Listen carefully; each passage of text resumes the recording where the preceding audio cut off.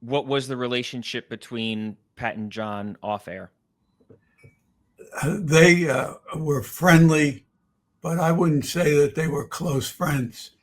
Uh, Dick Stockton told me that he would be surprised if they ever had even one dinner alone together.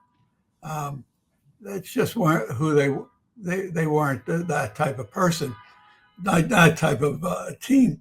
Excuse me, sorry, my voice is giving out again.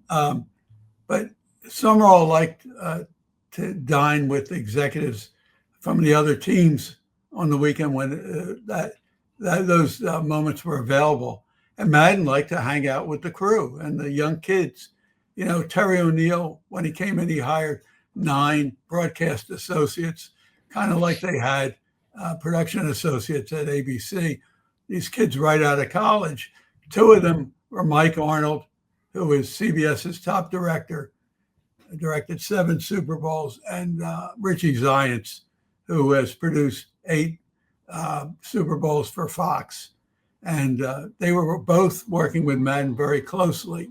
And one weekend they went to Washington, D.C., and there was a note waiting for Madden at the hotel. It was from Ethel Kennedy, the widow of RFK, the former brother of the president.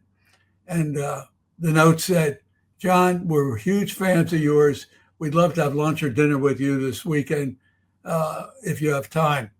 And young Mike Arnold looks up at John, and John's about twice as big as him. And he looks up and says, "Geez, John, are you going to have dinner with Ethel Kennedy?" Who was very famous at the time.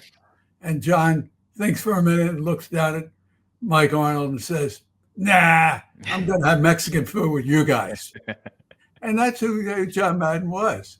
He, his best friend since childhood, John Robinson, the former coach of the USC Trojans and the LA Rams, when he rode the bus with John, would complain that John never would stop at a restaurant that had a tablecloth. He just liked his dives. And that was John Madden. He loved people, and he loved his different kinds of food.